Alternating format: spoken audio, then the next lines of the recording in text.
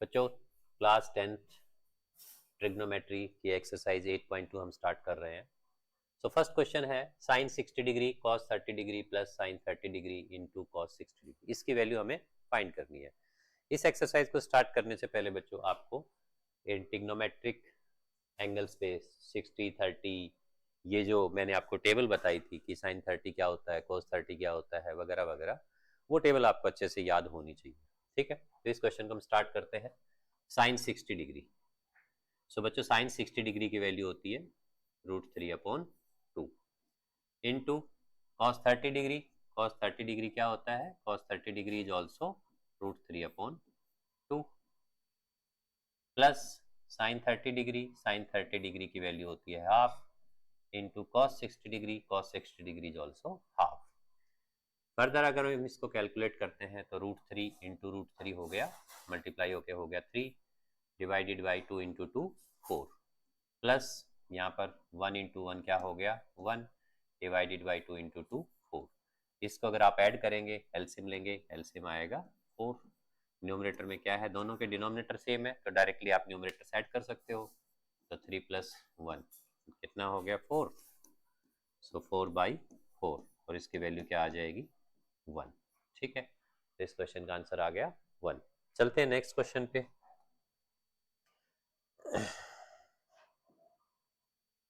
Second question है बच्चों हमारा 2 tan square 45 degree plus cos square 30 degree plus sin square 60 degree. ठीक है, तो second question is 2 tan square 45 degree cos square 30 degree minus sin square 60 degree. क्या होगा ये क्वेश्चन, देखो जरा। 2, अच्छा इस tan स्क्वायर 45 डिग्री को आप ऐसा लिख सकते हो टेंजेंट 45 डिग्री होल स्क्वायर। ठीक है, क्योंकि कहीं भी अगर आपके पास ऐसा लिखा आता है साइन स्क्वायर थीटा या कोई और ट्रिग्नोमेट्रिक रेशियो है तो इसका मतलब होता है sine theta whole square. Correct. So ये हो गया 2 टेंजेंट 45 डिग्री का होल स्क्वायर प्लस क्या लिखेंगे हम cos 30 degree. cos 30 degree whole square minus sine 60 degree, sine 60 degree whole square. Correct. अब आप क्या कर सकते हैं 2। अब आप जानते हैं tan 45 डिग्री क्या होता है, tan 45 डिग्री की वैल्यू क्या होती है 1। So this is 1 square minus cos 30। cos 30 degree की वैल्यू क्या होती है बच्चों, cos 30 degree is √3/2। So this is √3/2 whole square minus sine 60 degree. Sine 60 degree क्या होता है बच्चों, sine 60 degree is also √3/2। So this is √3/2 का होल स्क्वायर। तो हमने क्या किया, टेंजेंट 45 की वैल्यू रखी दैट इज 1। यहाँ पर हमने क्या किया है cos 30 की वैल्यू रखी है, cos 30 इज √3/2 और यहाँ पर हमने किया है sin 60। sin 60 is also √3/2। चलते हैं आगे। This is 2 into, so 1 square क्या होता है बच्चों 1। 1 square is 1। So this is 2 into 1 plus √3। अच्छा, न्यूमरेटर अपॉन डिनोमिनेटर का अगर होल स्क्वायर है a/b होल स्क्वायर है तो ये क्या होता है a²/b²। या स्क्वायर के अलावा कोई और भी पावर है तो पावर न्यूमरेटर और डिनोमिनेटर पे क्या हो जाती है, सेपरेट हो जाती है। ठीक है, चलते हैं आगे जरा। तो √3 का अगर आप स्क्वायर करेंगे तो वो हो जाएगा 3 और नीचे डिनोमिनेटर का स्क्वायर करेंगे तो 2 का स्क्वायर बच्चों क्या हो जाएगा 4। ठीक है, माइनस यहाँ पर बेटा √3 का स्क्वायर, √3 का स्क्वायर क्या होगा 3 डिवाइडेड बाई 2 का स्क्वायर क्या होगा 4। ठीक है, अब आप क्या कर सकते हैं, ये दोनों वैल्यू एक दूसरे को कैंसिल कर देंगी तो आंसर आएगा आपका 2। एक बार आंसर बुक में देख भी लेते हैं, बुक में आंसर क्या दिया हुआ है। तो इसका आंसर बेटा 2 ही है, तो हमारा आंसर बिल्कुल ठीक है। ठीक है, चलते हैं आगे। Next is third part. Third part में गिवन है बेटा cos 45 degree sec 30 degree plus cos 30 degree. एक बार क्वेश्चन को रीचेक कर लेते हैं। cos 45 degree sec 30 degree and cosec plus cosec 30 degree, यही है क्वेश्चन। क्वेश्चन बिल्कुल ठीक है। ठीक है, देखते हैं जरा। cos 45 डिग्री, तो cos 45 डिग्री की वैल्यू होती है बेटा 1/√2। cos 45 डिग्री की वैल्यू क्या होती है 1/√2। आगे आता है sec 30 डिग्री, sec 30 डिग्री, ठीक है। अब देखो मैंने तो आपको बोला था कि आप सिर्फ साइन कॉस और टेंजेंट की वैल्यू याद कर लो, लेकिन इसमें तो sec 30 डिग्री आ गया। sec 30 डिग्री की वैल्यू आप कैसे फाइंड करोगे? तो बेटा sec 30 डिग्री क्या होता है, sec या secant 30 डिग्री को आप लिख सकते हो 1/cos 30 डिग्री, ठीक है। एंड cos 30 बेटा क्या होता है, cos 30 होता है √3/√3/2। सो ये रेसिप्रोकल हो जाएगा, ये बच जाएगा 2/√3, ठीक है। तो sec 30 डिग्री की वैल्यू क्या होती है 2/√3, 2/√3, ठीक है। प्लस में ये है cosec 30 डिग्री। अब cosec 30 डिग्री क्या होता है, cosec 30 को आप क्या लिख सकते हो, cosec 30 को बेटा आप लिख सकते हो 1/sin 30 डिग्री, ठीक है। अच्छा 1/sin 30, sin 30 क्या होता है, sin 30 होता है 1/2, तो रेसिप्रोकल हो जाएगा और ये हो जाएगा 2। तो cosec 30 की वैल्यू आपके पास क्या आ गई, cosec 30 की वैल्यू आपके पास आ गई 2, ठीक है। फर्दर सिंप्लीफाई करते हैं इसको। न्यूमरेटर अभी हमने ऐसे ही रखा है। पहले हम क्या करेंगे, डिनोमिनेटर में एलसीएम ले लेते हैं। डिनोमिनेटर में अगर हम एलसीएम लेते हैं तो पहले तो 2 के अपॉन में क्या लिख लेते हैं 1। अब दो जो आप सिर्फ डिनोमिनेटर पे फोकस कीजिए। डिनोमिनेटर में जो दो नंबर है, दो फ्रैक्शन दिए हुए हैं, उन दोनों के डिनोमिनेटर क्या है √3 एंड 1। अब √3 और 1 का एलसीएम क्या आएगा, एलसीएम मुझे लगता है कि आप सभी को अच्छे से आता है, कैसे फाइंड करते हैं। तो इन दोनों का एलसीएम आएगा बेटा √3, ठीक है। उसके बाद एलसीएम को आप इसके डिनोमिनेटर से डिवाइड करेंगे, यानी कि √3 से डिवाइड करेंगे। तो √3 से अगर डिवाइड किया तो 1 आएगा, 1 को आप न्यूमरेटर में मल्टीप्लाई करेंगे तो ये हो जाएगा 2 प्लस में। उसके बाद यहाँ पर 1 है, 1 से डिवाइड करेंगे आप एलसीएम को √3 को, तो √3/1 अगर आपने किया तो ये क्या आएगा √3 ही आएगा। अब इस √3 को कहाँ मल्टीप्लाई करना है, न्यूमरेटर के साथ, तो ये हो जाएगा 2√3, करेक्ट। आई थिंक आपको ये समझ आ गया होगा। चलें आगे, देखो बेटा दिस इज 1/√2, 1/√2 अपॉन में। अब ये क्या है, अच्छा इसको अब हम कर देते हैं रेसिप्रोकल, ठीक है। ये आप सभी को शायद पता होगा, a/b अपॉन में c/d है, इस टाइप का फ्रैक्शन आपके पास है। तो ये बेटा क्या बन जाता है a/b इंटू, इसको आप कर देंगे रेसिप्रोकल, d न्यूमरेटर में चला जाएगा और c नीचे रहेगा, तो ये हो जाता है d/c, ठीक है। तो अब हमारा फ्रैक्शन क्या लिखा जा सकता है, हमारा फ्रैक्शन लिखा जा सकता है बेटा 1/√2 इंटू, हमारी जो ये डिनोमिनेटर वाली टर्म है ये रेसिप्रोकल हो जाएगी, तो इसको आप लिखोगे √3/2 plus 2√3, this is equal to, numerator में आ गया बेटा √3, डिनोमिनेटर में क्या है √2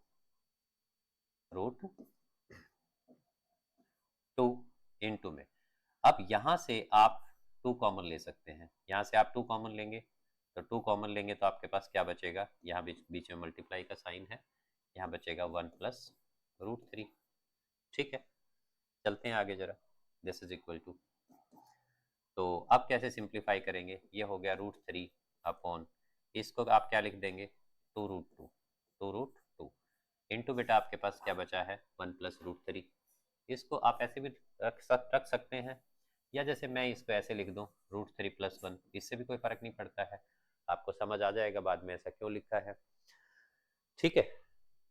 हाँ, अब इस फ्रैक्शन को हमें थोड़ा सा और रैशनलाइज करना, मतलब सिंप्लीफाई करना होगा, और उसके लिए आपको पता है कि क्या करना होगा, इसे हम रैशनलाइज करेंगे। कि क्लास 9th में आपने सीखा होगा कि डिनोमिनेटर में जो रूट होता है तो हमें उस फ्रैक्शन को रैशनलाइज करना होता है, तो इसको आपको करना है बेटा रैशनलाइज। देखो जरा, तो यहाँ पर आपके पास क्या है √3 है डिवाइडेड बाई 2√2 है, तो एक तो आप नीचे √2 है तो न्यूमरेटर में आप √2 से मल्टीप्लाई करेंगे, डिनोमिनेटर में भी √2 से मल्टीप्लाई करेंगे, एक तो आपको ये करना है, ठीक है। दूसरी बात, जैसे ये √3 प्लस 1 है, इसमें भी एक रूट है, तो इसको भी आपको रैशनलाइज करना है, तो डिनोमिनेटर में आपके पास क्या है √3 प्लस 1, सो न्यूमरेटर में आप इसको मल्टीप्लाई करेंगे इससे √3 माइनस 1, और डिनोमिनेटर में मल्टीप्लाई करेंगे √3 - 1। ये हमने इसको रैशनलाइज कर दिया, ठीक है। तो √2 और √3 मल्टीप्लाई हुए, दो रूट के नंबर है, तो ये क्या आ जाएगा √6, क्या आ जाएगा √6, ठीक है बच्चों। ये √3 + 1, √3 - 1 सॉरी, ये √3 - 1 एज इट इज रहेगा, इसमें कोई चेंज नहीं करना है। अब यहाँ पर देखिए ये √2 × √2 मल्टीप्लाई होके क्या लिखा जाएगा, दैट विल बी 2, और 2 को 2 से मल्टीप्लाई करना है। फिर से सुनिए, ये √2 और √2 मल्टीप्लाई होके क्या हो जाएगा 2, और यहाँ से जो 2 आएगा उस 2 को इस 2 के साथ मल्टीप्लाई करेंगे, तो एक 2 ये आएगा और एक 2 पहले से ही है, दोनों 2 मल्टीप्लाई होके हो गए 4। और ये क्या है बेटा, this is like a - b × a + b, a - b × a + b। So a - b × a + b क्या होता है, that is a² - b², a² - b², that will be equal to, अच्छा ठीक है, ये आइडेंटिटी हम अप्लाई करेंगे। तो √3 - +1 × √3 - 1, इस √3 में +1 में a क्या है √3, a का स्क्वायर करेंगे हम तो वो हो जाएगा 3, माइनस b², b² क्या है, b इज 1, 1 का स्क्वायर करोगे तो 1 ही आएगा। फर्दर इसको आप क्या लिख सकते हो, √6 × √3 - 1 अपॉन, नीचे क्या है बेटा 4 × ये बन गया आपका 3 - 1 2, तो ये हो गया बेटा √6 × √3 - 1 अपॉन 8। ये आपका आंसर आ गया। एक बार बुक में आंसर देख लेते हैं, हमने कोई मिस्टेक नहीं कर दी हो, ठीक है। बुक में एक स्टेप और इसको आगे सोल्व किया बेटा, वो क्या है वो भी मैं आपको बता देता हूँ। बुक का आंसर अभी नहीं आया, बुक वाला आंसर, ठीक है। आंसर वैसे आप यहाँ भी छोड़ दोगे तो आपको फुल मार्क्स मिलेंगे, मार्क्स आपके इस चीज के नहीं कटेंगे। बुक में क्या किया हुआ है, उन्होंने इस √6 को ब्रैकेट के अंदर मल्टीप्लाई कर दिया, तो बेटा ये हो गया √18, क्योंकि √6 और √3 मल्टीप्लाई होके क्या हो जाएगा √18, माइनस √6 को आप अंदर लेके गए तो ये 1 से भी मल्टीप्लाई होगा, सो 1 से मल्टीप्लाई होके क्या हो जाएगा √6, नीचे है डिनोमिनेटर में बेटा 8, दिस इज इक्वल टू, अब इस 18 को बेटा आप ऐसे ही नहीं छोड़ सकते, इस 18 को क्या करना होगा, इस 18 के प्राइम फैक्टराइजेशन कीजिए।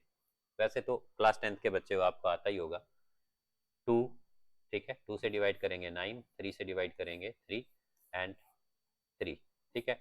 तो √18 को आप लिख सकते हो 3 × 3 × 2, √18 को आप क्या लिख सकते हो, √18 को बेटा आप लिख सकते हो 3 × 3 × 2, क्लियर है। तो क्या होगा, पेयर में से एक नंबर आपको पता है बाहर आ जाता है, 3 बाहर आ जाएगा, अंदर बचेगा बेटा √2, ठीक है। तो 18 को बेटा आप लिख सकते हो 3 × √2 माइनस में √6 अपॉन 8, ये आपका आंसर आ जाएगा, ठीक है। अब हमारा आंसर वही आंसर आना चाहिए जो बुक का आंसर है, 3√2 माइनस √6 अपॉन 8, यही हमारा बुक में भी यही आंसर गिवन है बेटा, ठीक है। अब देख लेते हैं नेक्स्ट क्वेश्चन, ठीक है। तो नेक्स्ट क्वेश्चन है बेटा fourth part, sine 30 degree plus tangent 45 degree minus cosecant 60 degree upon sec 30 degree plus cos 60 degree plus cot 45 degree.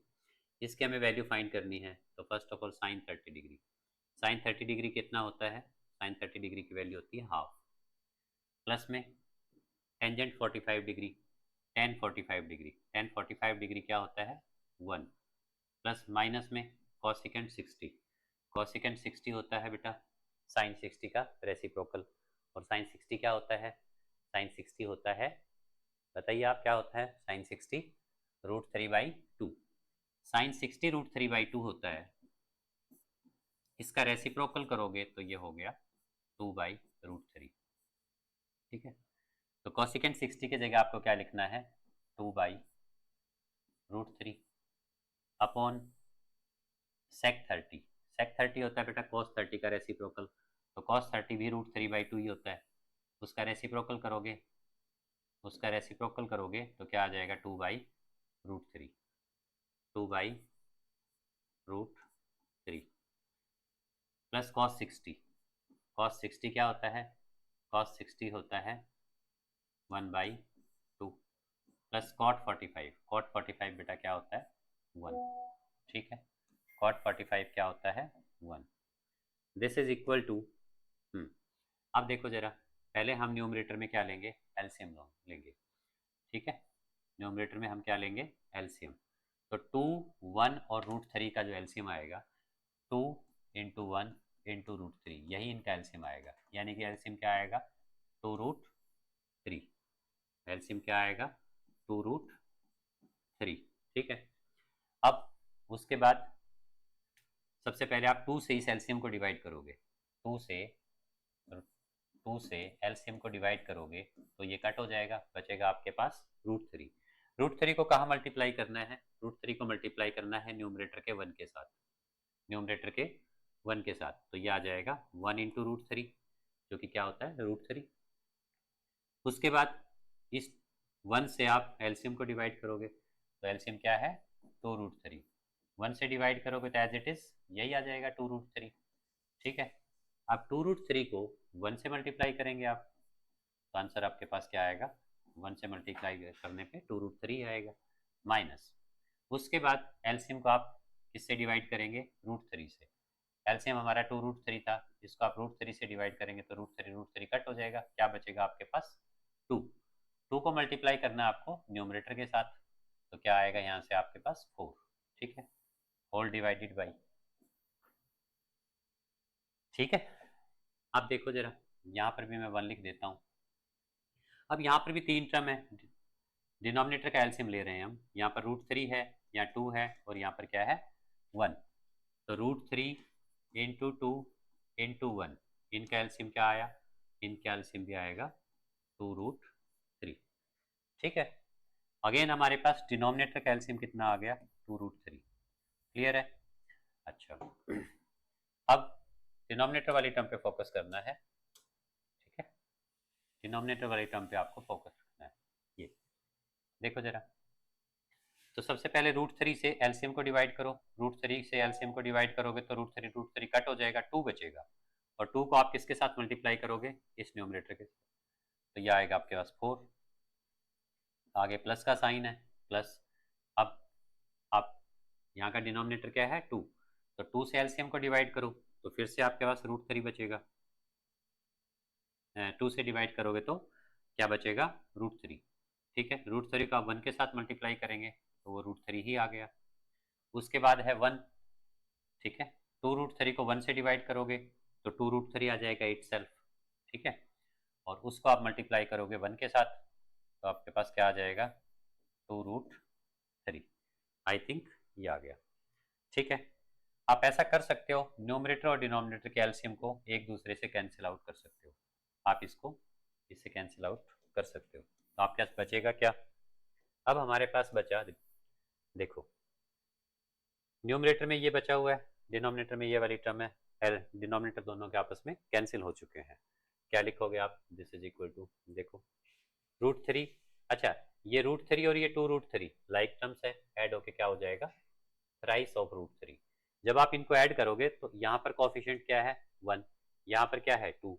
ठीक है, तो 2 और 1 ऐड होंगे 3, और √3 एज इट इज रहेगा। जैसे हम x और 2x को ऐड करते हैं, तो x और 2x को ऐड करते हैं तो ये क्या होता है बेटा, 3x। इसी टाइप से आपको ऐड करना है।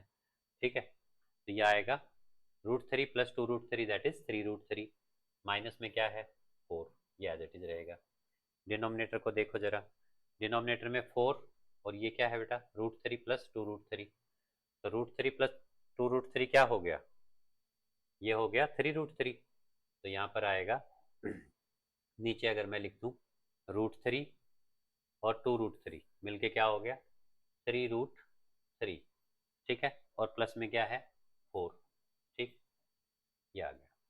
अब मैंने बताया था आपको ऐसे ही नहीं छोड़ना है, इसको रैशनलाइज करना है, तो इसको बेटा हम रैशनलाइज करेंगे, तो रैशनलाइजिंग फैक्टर क्या होगा, 3√3 प्लस 1, 1 नहीं 4 अपॉन, और प्लस भी नहीं, क्या आएगा, -1।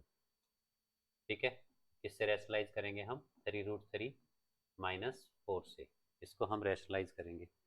तो देखो जरा क्या आ गया, न्यूमरेटर में तो √3, 3√3 -4 दोनों जगह है, तो होल स्क्वायर हो गया, 3√3 -4 का होल स्क्वायर डिवाइडेड बाई, नीचे क्या है, this term is like a plus B and this term is like a minus B. तो a plus B into a minus B क्या होता है, A square minus B square क्या होता है बेटा, A square minus B square. तो 3√3 का स्क्वायर, 3√3 का स्क्वायर ये हमारा ए बन गया, ए का स्क्वायर माइनस में क्या होता है, ये हमारा बी है, तो क्या होता है बेटा बी का स्क्वायर, तो 4 का स्क्वायर हो गया। ठीक है, अब क्या करेंगे, न्यूमरेटर का होल स्क्वायर ओपन करो, तो होल स्क्वायर की आइडेंटिटी सबको पता होगा, A minus B whole square क्या होता है, A square plus B square minus क्या होता है बेटा 2ab, A square plus B square minus 2ab। ठीक है, तो ए का स्क्वायर यानी कि 3√3 का स्क्वायर, 3√3 का होल स्क्वायर प्लस में बी स्क्वायर, 4 का स्क्वायर क्या होगा 16। ठीक है, 4 का स्क्वायर क्या होगा 16 माइनस में 2ab, 2 ए क्या है बेटा 3√3, ए क्या है 3√3 इंटू बी, बी क्या है बेटा 4। ठीक, डिवाइडेड बाई, अच्छा ये 3√3 का स्क्वायर क्या हो गया बेटा, जब ऐसे हो ए इंटू बी होल के ऊपर स्क्वायर हो या कोई भी और पावर हो एन पावर हो, तो कैसे सोल्व करते हैं बेटा इसको, कैसे सोल्व करते हैं इसको, ये ए की भी पावर हो जाती है और क्या हो जाता है बी की भी पावर बन जाती है, ए रेज टू पावर 2 हो जाएगा, बी रेज टू पावर भी 2 हो जाएगा। ठीक है, तो इसी टाइप से अगर हम इसका स्क्वायर ओपन करेंगे,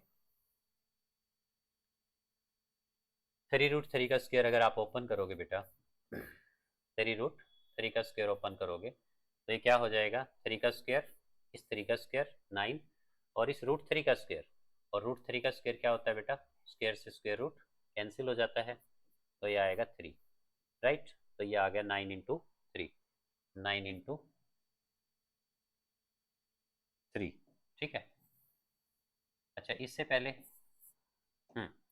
तो इसका स्क्वायर कितना आ गया 9 इंटू 3 माइनस ये 4 का स्क्वायर क्या होता है बेटा 16, 4 का स्क्वायर क्या होता है 16। ठीक है, 4 स्क्वायर इज 16।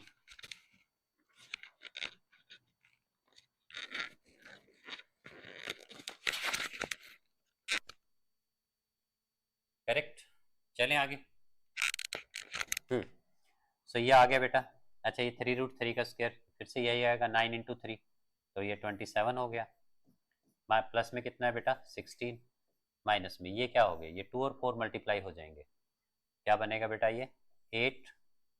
अच्छा ये 2 3 और 4 साथ ही मल्टीप्लाई कर देते हैं, जैसे एक साथ ही मल्टीप्लाई कर देते हैं, तो ये कितना हो गया 2 3 जा 6 4 जा 24, √3 एज इट इज रहेगा।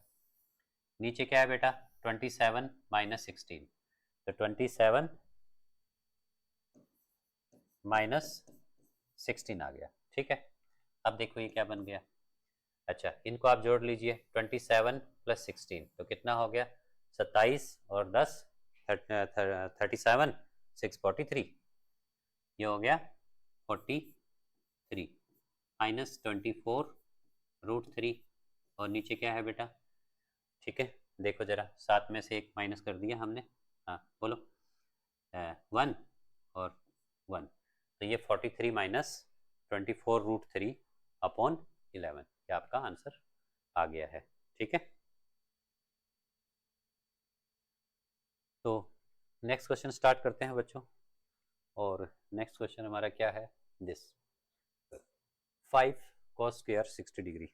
एक बार क्वेश्चन को रीचेक कर लेते हैं, 5 cos square 60 degree plus 4 sec square 30 degree minus tangent square 45 degree sine square 30 degree plus cos square 30 degree. ठीक है बच्चों, बताइए जरा, देखो बेटा 5 इंटू, अच्छा इस cos 60 को क्या लिख सकते हो बेटा, cos 60 का होल स्क्वायर, जैसे ये cos स्क्वायर 60 है ना, cos स्क्वायर ऑफ 60 डिग्री, या कब अभी मैंने बताया था थोड़ी देर पहले आपको, cos स्क्वायर अगर थीटा है तो इसका मतलब क्या होता है, इसका मीनिंग होता है बेटा cos थीटा का होल स्क्वायर। क्या होता है इसका meaning, cos theta whole square. तो यहाँ पर 5 इंटू कॉस स्क्वायर 60 डिग्री, इसको आप 5 into cos 60 degree whole square लिख सकते हो, प्लस 4 secant 30, ये क्या है, secant 30 degree whole square minus tangent 45, tangent 45 degree whole square upon sine square 30 degree, इसको आप क्या लिखोगे, sine 30 whole square, sine 30 degree whole square plus cos square 30 degree, इसको आप क्या लिखेंगे, कॉस 30 डिग्री होल स्क्वायर।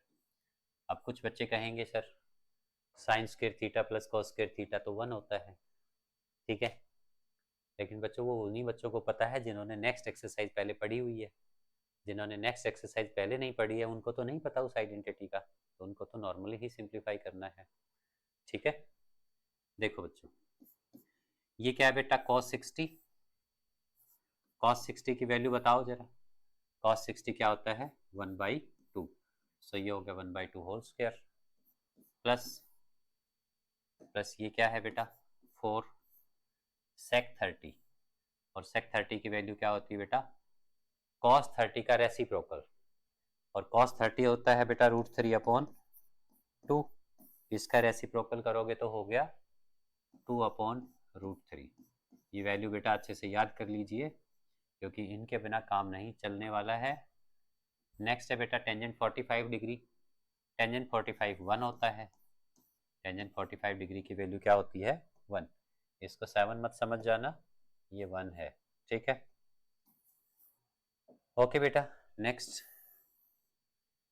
है बेटा साइन 30 डिग्री, साइन 30 डिग्री की वैल्यू क्या होती है हाफ का होल स्क्वायर प्लस आगे क्या है बेटा cos 30 डिग्री, cos 30 डिग्री की वैल्यू होती है बेटा √3/2 होल स्क्वायर, ठीक है बेटा। ओके चलते हैं आगे, बोलते जाओ थोड़ी मदद करते रहो मेरी। 5 इंटू 1/2 का होल स्क्वायर क्या होगा 1/4 होगा बेटा, प्लस आगे क्या है बेटा 4, ये बेटा 2 का भी स्क्वायर होगा और √3 का भी स्क्वायर होगा, तो 2 का स्क्वायर क्या हो गया बेटा, वैसे मैंने गलत तो नहीं लिखा हुआ है ना, ठीक लिखा है ना, सेकेंड 30 की value second 30 sine 30 sine sorry cos 30 होता है √3, √3 का रेसिप्रोकल क्या बोले जा रहा हूँ मैं, cos 30 कितना होता है √3/2, उसका रेसिप्रोकल हो गया 2/√3, बिल्कुल सही लिखा है बेटा।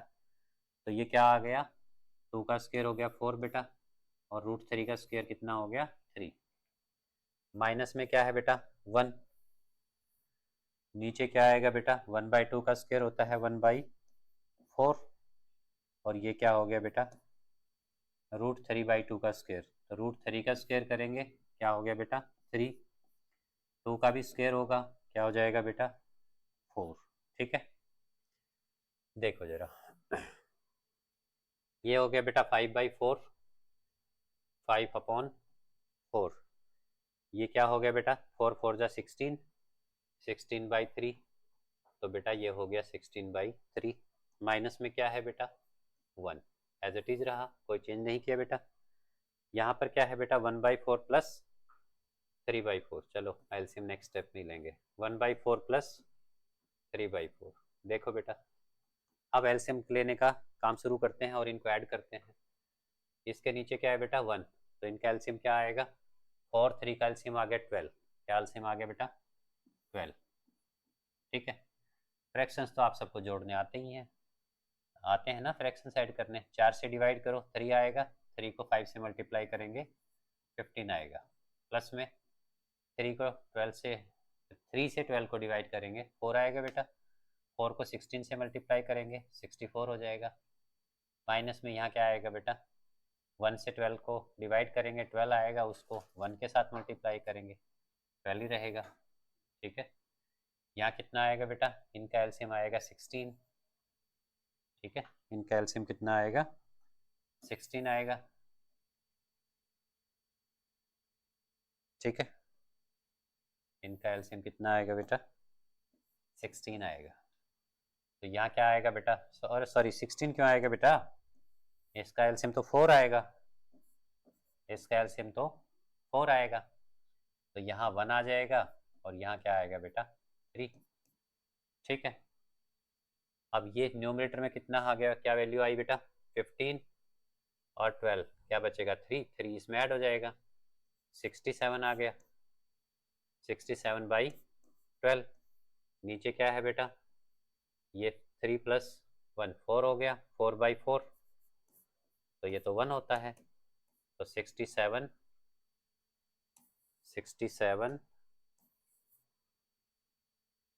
67/12 और इसके नीचे क्या है 1, तो आंसर 67/12 ही आ गया है।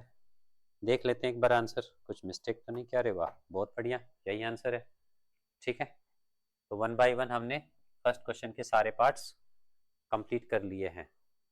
ठीक है।